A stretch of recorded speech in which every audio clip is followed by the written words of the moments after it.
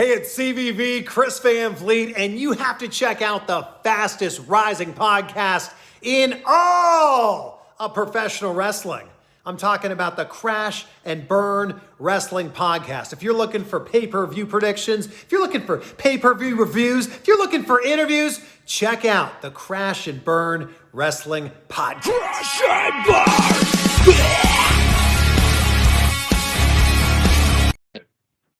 Hello, welcome to the Crash and Burn Wrestling Podcast, the fastest rising podcast in professional wrestling today. So we're reviewing SummerSlam 2010. Before we get to this episode, let's bring everybody in. First up, he hasn't been on since the SummerSlam predictions. He's from the Moshcast as well. Please welcome the assassin, the whatever else you want to call him. He has so many nicknames. Josh Danker. Yes, ladies and gentlemen, welcome back to the fastest rising podcast in professional wrestling, the Crash and Burn Wrestling Podcast. As we're gonna take it back in time for SummerSlam 2010. Definitely remember this one as a child. Oh my God, I remember this pay-per-view so many good times. But yeah, let's get into this. Cannot wait. Let's get into this. Yes. And he's gonna play Fortnite too. Yeah, if you heard, he is the man that filled in for me when I had my one episode absence. Wyatt. Good evening, good night, everybody. It's like 11:30, almost 11:30 night. We're doing we're taking our time machine back to 2010. Taking a look back. The match only has like 6 or 7 matches on the card, but looks like we got a good attendance here tonight, even though it's almost midnight. So let's all take a review and let's discuss our opinions on the show. It wasn't the best SummerSlam, but we'll get to that. This dude planned to rant on the main event, and I believe his name is Lucas. Yes, I'm not pounding, but I have a little bit of headache going on. But, I'm going to do this. It's late now. It's almost midnight, y'all. Well, probably 30 minutes till midnight, and I'm very tired. But you know what? I'm doing this just because the entertainment for me, just because being me. So, yeah, I definitely do remember this. I do remember one match. No matches on the show that I will say about. But I think personally, one match I definitely will rant about is Team WWE versus Nexus. yeah. Say about that one. So, WWE versus the Nexus. All right.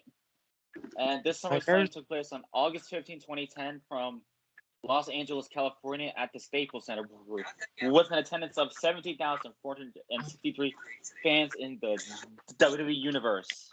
Yeah, I'll be honest, like WWE used to be SummerSlam used to be in like Staples Center all the time now. Like they did like 4 straight years maybe.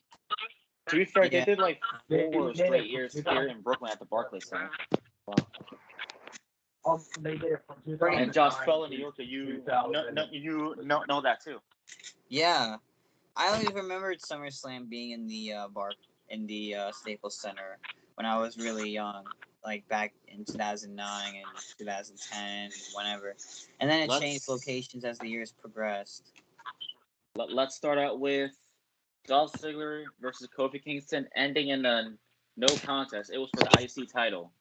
Oh yeah. There was one match, but that was indicated as a dark match. Okay. And that match, if you guys want to know, it's Evan Bourne defeating Zack Ryder. How? Radio. Well, that was a dark match, but let's get into the match that ended in no contest. Wyatt, go ahead. That was one of the most awkward moments we pick off SummerSlam, in my honest opinion. Like, you've seen Dolph and Kofi have matches against each other like multiple times. They've even had matches for the WWE Championship, which happened 9 years later, but that rivalry sucked ass. But that was definitely the best rivalry Dolph and Kofi have had. Like, how long was a rivalry? Like 7 months. But yeah, you had to legit had the Nexus interfere out of that match. The Nexus was gonna prove what they were gonna do later that night. But I don't want to discuss too much on the Nexus on this one, but definitely you've seen Dolph and Kofi have matches against each other multiple match was like 6 like what like that was one of the most awkward. Assassin. Assassin. Damn it! All right. This pass. This match was definitely. I mean, during this time period, these two had a big feud. Well, these two had good matches, but I thought it was just a solid match to kick off the show, in a way. So it was decent. Fair enough take. It ended in a no contest, but I guess it was a solid way to start off the show, but it could have ended in a much better way. Yeah, absolutely. For sure. Atencio. Yeah, honestly, I'm gonna say this. I think Kofi and Dolph Ziggler had one of those underrated rivalries. I think in WWE, in my opinion. I think it's been overlooked, honestly. I think they had one of the best rivalries in 2010. That may just be me. But yeah, I think it was a solid match. I think this is the saga, whatever, going at it with each other solo, and I think they can always put on a good match. I like their SmackDown matches with Ziggler and Kofi. I think those always deliver. Or like that. That's when Ziggler had I Am Perfection, and Kofi had the SOS, and then with that the theme song. That's just nostalgia for me, not what they're doing with them now. Okay. I got a lot to say about you, Cena, about that pay-per-view, you motherfucker. Anyways, The champ is here. my dick is here too. Anyways, Lucas, there's no need to show your presence on the podcast. my balls are right here. Bruh. Okay. I'm going crazy. But yeah, I think the match is okay. And if you didn't recognize, I am without my glasses. I'm like fucking blind. I'm like a if you blind realize man. I'm on my phone, doing this podcast on my phone, not Yeah. on my usual computer, but it's okay. I'm still here at least. All right. Melina defeated Alicia Fox. It was for the Divas Championship.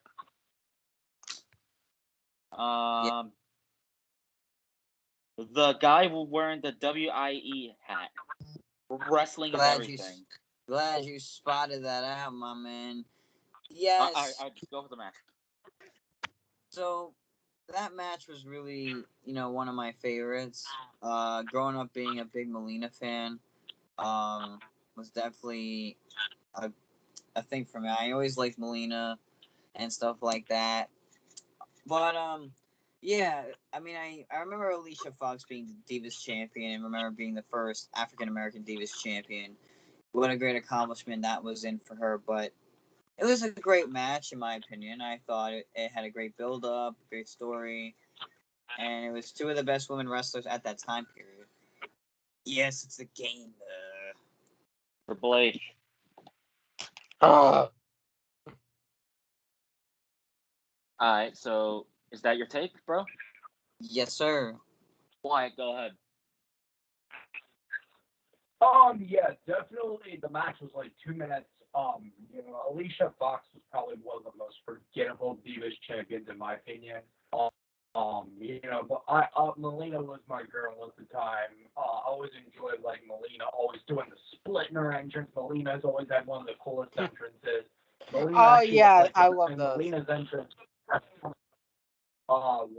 she looked just like one of the showgirls at Las Vegas. Like her gear was absolutely amazing, and legit, like after the match, you legit had Ryleigh come out, and that was it. Like who remembers the gimmick when they were the women's champion and they literally cut the belt in half.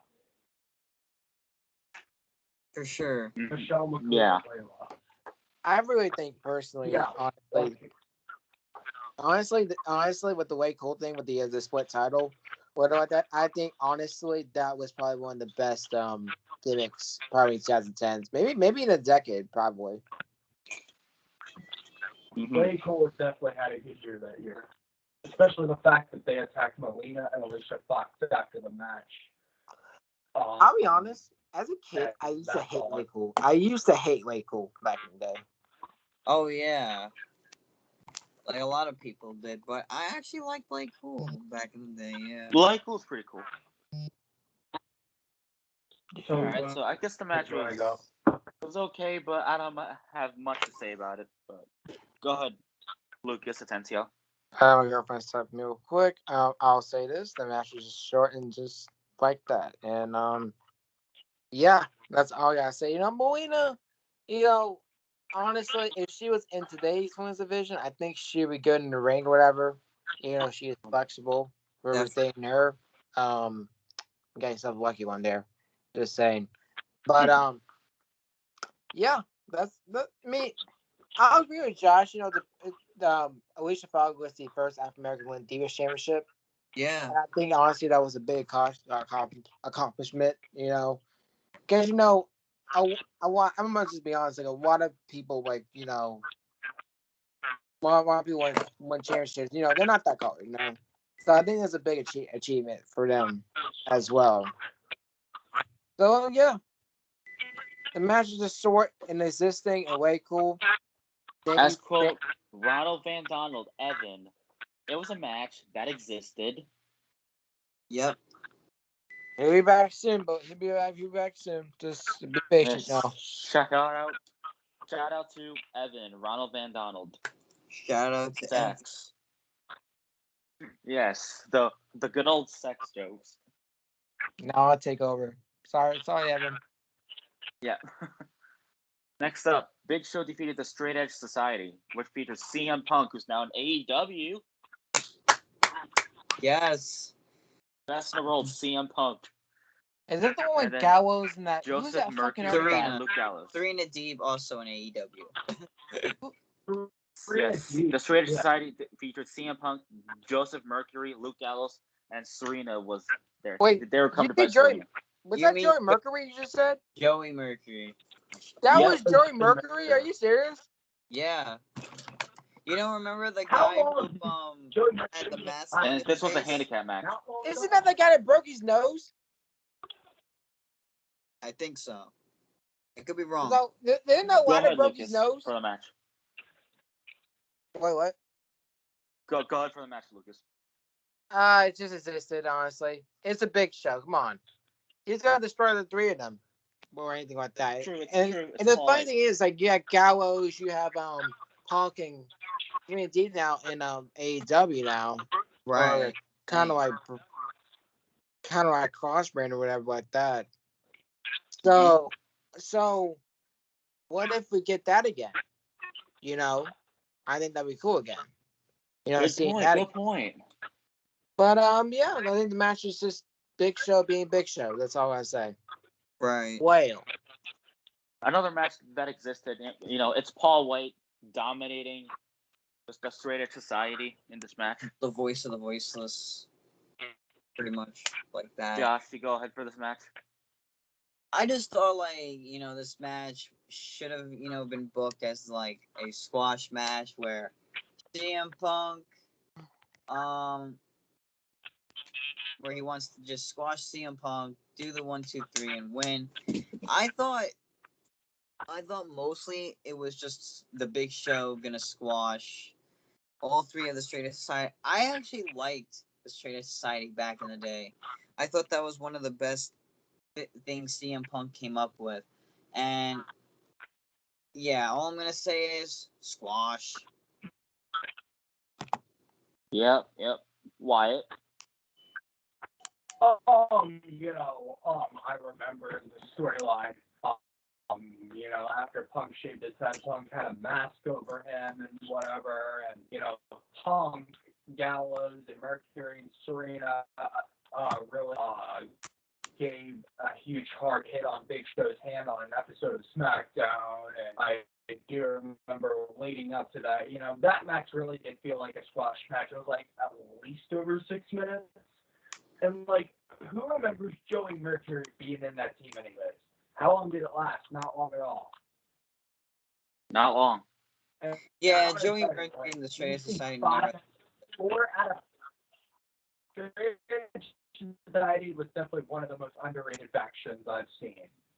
For sure. And definitely, I'm gonna say is 4 out of 5 of these people you see in AEW.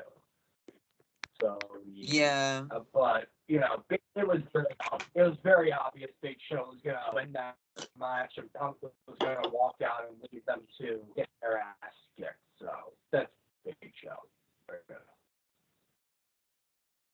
Yeah. So let's move on for the last chance match for the WWE Championship. Randy Orton defeated Sheamus by DQ. Yeah. Bullshit. That was That bullshit. BS match. I remember Josh, watching. go ahead for the match. I thought, in my opinion, it was a stupid stipulation that I think it was Sheamus who was champion at that time, which Sheamus, impressed me. When they first introduced us to Sheamus, I really wasn't fond of him at first, but then when he beat Cena at TLC, I didn't like him, because I was a kid. I don't like the bad guys. I'm more of like a good guy type. But as I got older, Sheamus impressed me a lot. I like when he became a face. He won the world title in 18 seconds from Daniel Bryan at WrestleMania 28. But yeah, this matchup, I thought had a stupid stipulation. I thought Orton should have won the championship and not let Sheamus hold on to it. But it is what it is. It is what it is. It was kind of Well, it bullshit. is what it was because we're in 2021. That was in 2010, so technically it is what it was back then. Oh yeah, I agree. All right, Lucas, go ahead. Yeah, it's just pointless bullshit match. Like the stipulation, I don't know. I just don't know. But I think Sheamus had an underrated WWE Championship run, honestly. I think in the first one he was very dominant. And once he beat Cena, I believe that was not planned. I don't think. But it did happen though. So hey, accidents happen for a reason, So yeah. That's all I gotta say. Go ahead, Wyatt. This was probably one of the most smooth rivalries and one of the most smoothest matches I've seen for, in SummerSlam history. That match was just very, very, very smooth. You did have this match like battle in the crowd and whatever else, but maybe you're right, Lucas. Maybe it wasn't planned that Sheamus was going to win that match until 2009, but that's not the topic we're discussing. But it was just a weird way the match ended. It was kind of pathetic. Why at SummerSlam? Well, Sheamus was trying ever since Randy Orton kicked out of that bro kick. Sheamus walks in, tries to get a chair, and the referee tries to avoid Sheamus to get disqualified, and then they play tug of war, and then gets the ref out of the ring, and the ref rings the bell, and that makes it an ending to it. But I just thought it was kind of pathetic. Mm-hmm. But that wasn't the only time that Orton fought Sheamus at SummerSlam. 5 years later, they had a match together. Yeah. Yeah.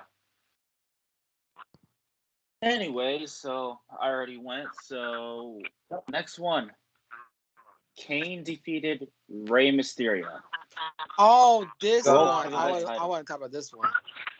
How about you go first then, Lucas? Man, I think that might be the best rivalry. That the Kane Undertaker thing, who put Undertaker in the eventual state or vegetative state or whatever like that. I think honestly that was the best storyline of 2010. I think that one is honestly, in all honesty. I remember the story completely what they did, and this started a rivalry. Kane wanted to go after Swagger and Punk, and Mysterio just won it, and they had a match at SummerSlam. And Kane was the world champion around that time. He cashed in on Rey Mysterio at Money in the Bank. And Kane honestly deserved that run. After being restrained for the championship for years and anything like that, I think he deserved that really well. And I think he had a great run, to be honest. And For sure, he had I a think great this rivalry with Undertaker, I think it was really good. And if you know what I'm talking about, he appeared at the end when Mysterio was going to casket. Guess who was in the casket? It was the Undertaker. He sat up. But it didn't work out anyways. He got tombstone, and I think on Friday, the following Friday, Kane probably cut one of his best promos, and Yeah, I remember this completely. I think honestly, Kane and Undertaker had one of the best storyline rivalries of all time with the brother and brother thing, and you know what they did. Even though the matches wasn't the best, I think the storyline just makes it good. And I think Ray just made it like good because even though the matches with Ray Undertaker, like Undertaker always got hurt, but yeah, it was good overall. I loved the match. Well, the storyline. Josh? Yeah, I thought the storytelling between Taker and Kane was amazing. I liked how they had their own little feud. Definitely like when Mysterio won the world title at the world title at Money in the Bank, Kane cashed in on Mysterio. That's how he became world champion. And Ray won the world title at Fatal 4. yeah, he won the title at Fatal 4-Way, held it till Money in the Bank. Then Kane cashed in. I did like this version of Kane as like a heel and stuff like that without the mask on. But then when 2012 came, I think it was 2011, he came back with full mask. That's when I enjoyed Kane even more. But it was still a solid match. I enjoyed it. Wyatt? You know, that the aftermath of that match, that was definitely the most failed Undertaker return of all time, in my opinion. Definitely, for sure, I agree. Like, you had definitely the most failed Undertaker return. You did have a decent fight, but how did Undertaker even end up in that casket? How? If the lights weren't turned off, how did they get Undertaker in that casket? Seriously. Yeah. I'll be honest. I think that storyline though, when the king was trying to find the one that put Undertaker eventual state, I think honestly that made the best rivalry of 2010. That may be just my opinion. Yeah. But yeah, you legit had Undertaker glare at Rey Mysterio talking to him, and then literally Kane and Taker choke each other, and then Kane in reverse gets out of it and gives them a freaking doomsday. That is definitely a failed Undertaker return. Yeah. What was that? But aside from that, I thought the match was pretty good. Pretty good storytelling, if you ask me. But otherwise, let's move on to the main event. Oh boy! Oh, the main Oh event. boy! Lucas, Oh you're going boy! last. You're going last for this one, buddy. Hell This yeah! is Team WWE featuring the 16-time world champion, the franchise John Cena, along with John Morrison, R-Truth, Bret Hart, Chris Jericho, Edge, Daniel Bryan, defeated the Nexus, Wade Barrett, David Otunga, Justin Gabriel, Heath Slater, Darren Young, Skip Sheffield, and Michael Tarver. 7-on-7 elimination tag team match. So, Wyatt, you go ahead. Yeah, definitely. I thought the match was actually good, but in the freaking PG era, you have to end these rivalries too soon. Like, I think it would have been a great upset if the Nexus actually won that match. And then maybe they could have actually kept the feud going and then maybe have an ending to it to WrestleMania 27.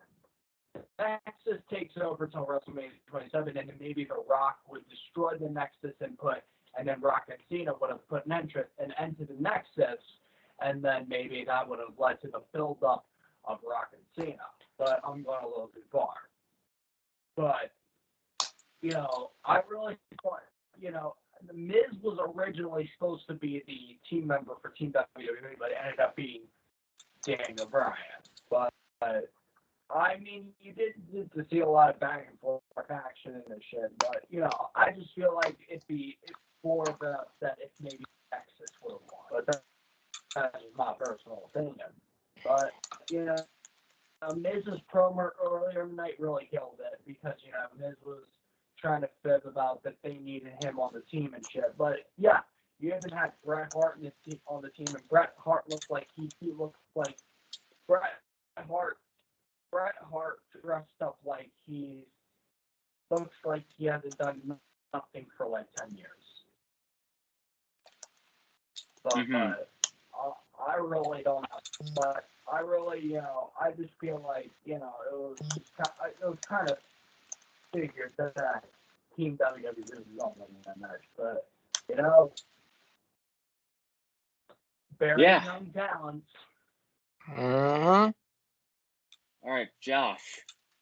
Yeah, as a kid, I was very hyped up for this match. I loved the Nexus back in the day. I thought they were one of the most dominant factions in WWE at that time. Just bringing in every Season 1 NXT rookie and building this dominant faction, taking down some of the best guys on the roster at the time. But the match had a very good build-up to SummerSlam, and it had a great story behind it, And, everybody's favorite superhero, John Cena, always finds a way to defeat the Nexus some way, somehow. Now, I didn't expect Daniel Bryan to be the last member of the Team WWE. I expected it to be a surprise. I expected it at first to be The Miz, because The Miz was the first one to come out. But I'm like, no, there's no way The Miz is going to be the team member for WWE. So then when Daniel Bryan comes out, I'm like, I thought Daniel Bryan was going to be on the other team, but don't forget, Daniel Bryan was originally a part of that Nexus attack on Cena on the Viewer's Choice episode of Raw, but then Daniel Bryan got fired for choking Justin Roberts, if y'all remember that. Yes, I remember that. The Justin Roberts choke. Yeah, that's right. So then Daniel Bryan came back and then became the face of the Yes Movement. So, yeah, the match itself was great. Team WWE always came out with a win. Had a great build-up, had a great story. And that's that. Great build-up, great story. I thought the match was pretty good ending to the show. I just feel like, with the Nexus, I just feel like them getting defeated like that was just Yeah, that's all I'm about to say. Anyways. And then carried Raw. I mean, I thought the Nexus wasn't too bad. Ladies and gentlemen, Crash and Burn has been paused because Lucas has a whole rant to go on for this match. Go ahead, Lucas. Oh boy, okay, I got a lot of things to say about this. So, I'll admit this: the build-up in the match was good. The build-up was great. How they debuted the Nexus, made him dominant, and they choked out the person. All these NXT people destroying John Cena and everything like that. And my girlfriend's calling me right now. Yeah.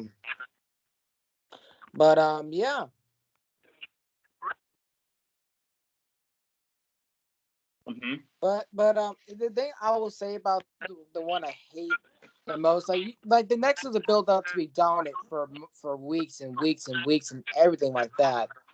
But the thing I hated, honestly, is how they just burying just like that with John Cena just destroying the left and right and all this type of shit. Like you were just dominant for weeks and weeks and weeks. And you get buried by Super Cena? Good point. Like, that is just bullshit. And, just why? If the match was split off the round, I swear Nexus would probably be one of the darnest factions of all time. And fuck you, Super Cena, for that. But, yeah. It was just a great match, wrong person won. And it's a perfect example of that. I understand, yeah. Yeah. They did the Nexus dirty, pretty much. So I guess the Nexus was the biggest thing. You saw all these wrestlers getting their ass kicked in the locker room, like Yoshitatsu, Evan Bourne, John Morrison, Sheamus, Randy Orton. I have a whole list. All these wrestlers on Raw were getting their ass kicked by that Nexus. And I think 2010 actually had a really good WWE roster, in my honest opinion. Yeah. And the thing I will say, like, you could build these up to be stars. Wade Barry could have been a star. Tommy could be a star. McGill was there around that time, I think. Could have been a star. Gable could have been a star. Ryback could have been a star. Like, all these people could have been stars. But the booking of this just was not that good. Like if you want to make something right and make a dominant faction, book them to win. Don't let your favorite superhero, everyone's favorite kid to look up to, bury him just like that. And that still bites me to this fucking day. So, yeah, overall, this SummerSlam honestly wasn't that good to me. Wasn't that good. I'm gonna rate this like a 5 to 6 out of 10. Probably you, Lucas. To rate the show. No. Your name is Josh, not Lucas. Yeah, your name is Lucas now. Fuck you. Oh, man. All right, how would you rate this show overall? All Lucas? right. Give me a 4. Give me a 4. All right. Josh, how about you go? Yes, Josh, go ahead. 5. 5. Wyatt. I'm gonna give it a 5. I don't know why I really Lucas ran. Yeah. I feel Overall, thanks for watching this episode of Crash and Burn, where we reviewed SummerSlam 2010. Our next episode is going to be us predicting AEW's upcoming pay-per-view, All Out 2021, Yep. live from the Now Arena in Chicago, Illinois. Pussy, yay. That's our next episode. Until then, stay tuned. And at the time of recording, I'm uploading the recent Moshcast episode, our final one of Bad Albums Month, where me and Lucas here, and Julian, and spoiler alert, Jaden was a part of it too. Our good friend Jaden was a part of that too. Yep. So stay tuned for Imagine Dragons Evolve. Warning, I went crazy and I nuts and I punched Warning. my phone and I think I cracked it. No, I didn't crack it. But yeah. Gang Signs and Prayer is the next album we're reviewing for the Moshcast. It's Rap actually by Storm Z. Storm. So, All right. All right. Stay tuned for that, and we'll see you then. We'll see you for all our predictions and Storm Z, Gang Signs and Prayers. Thank you again for watching. Wyatt. Thank you all for a great episode of Crash Murph's podcast. I know it's gotten late. Thankfully I get the days tomorrow sleep in. Please, thank you all. Hope you all you can watch this match exclusively on Peacock. Let us know what you thought of the show. We took our time machine to 2010. We'll see if Crash and Burn Time Machine takes us next. We've got to review so many throwback pay-per-views throughout the months. Please, again, follow everybody on the socials. Please support independent wrestling and independent wrestlers. And also, as you see Josh's merch, go check out Josh, support Josh's group, and that is Wrestling is Everything. You go join the Facebook group. They got over 12,000 members on the group. Yes, sir. For you all, but again, great episode. So glad we got to review this and got to discuss our opinions. So I'll see you Friday, maybe. Lucas, go ahead. Yes, I went too crazy on this episode, but because I'm fucking tired as hell, and I'm about to spend my day with my girl tomorrow.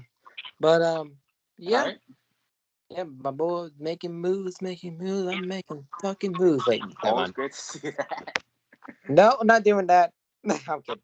But thank you for watching this episode. Yeah, just don't do stupid things. People out there, may send this message to seniors. Y'all make the right decision. You're not doing stupid shit. It's your time to figure things out.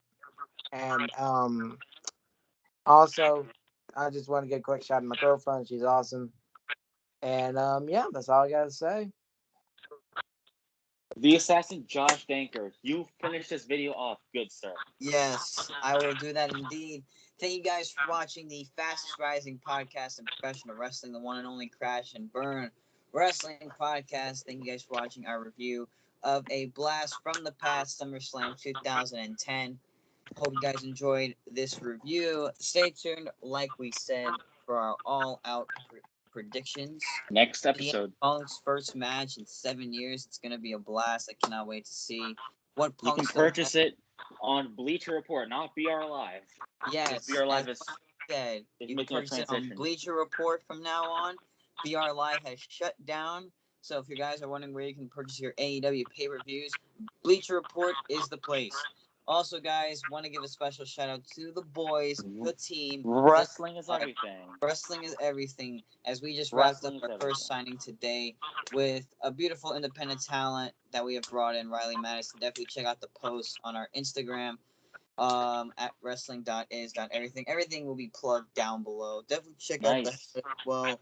And give us a follow, join our Facebook group, buy a shirt, buy a hat, do something, because WIE is not just a logo, it's a lifestyle. So do something to support the team, ladies and gentlemen. And stay tuned for the next appearance on the Assassin Welcome Back Road Tour. Even though the schedule got backed up, I'll still make time to make it to the stop. So you'll see me for all out predictions. You'll see me whenever you see me. I'll see you in the next episode. But for now, we are out. As Lucas bangs his head on the screen. I'll bang some. Yep. Come on. And fun Damn fact. it. Also, I want to give a fun fact. What's up, Wyatt? Fact, y'all. As of Josh Drew, they officially have their own championship belt, so that is hashtag good Damn stuff. right. Yep, they do. WIE. WIE Wrestling is Championship everything. is Championship. it's a one-of-a-kind title. So whenever you come into the New York State area, make sure you hold the title and say you want. You'll see some of the WIE members of or our life. both of our podcasts meet up in person next month. Yes, if any of you guys are wondering, Arthur Ashe Stadium is holding AEW Dynamite Grand Slam, and it's about time that these two lovely podcast lads have decided to meet up for the first time since the Moshcast, pandemic. Crash and Burn Yes, are sir. meeting up. All day, ladies and gentlemen. But Anyway. until then, you'll be seeing us through a screen. So Yes. we'll see you then. All Yes, our predictions, Stormzy, gang signs, and prayers. Have a good one. Bye. Fuck you. Crash and burn!